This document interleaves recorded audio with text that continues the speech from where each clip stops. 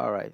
So now that we are able to install Fast API, let's generate our requirement.txt. So I'll do pay phrase and phrase phrase.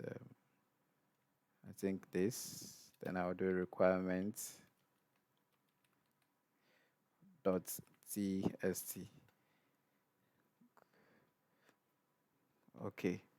So yes, it has created it. So requirement.txt and tst, as the name goes, it's a package managing file that will show you all the packages that your current application is built on. So the command that we run, which is the installation for Fast API, these are the packages that were installed.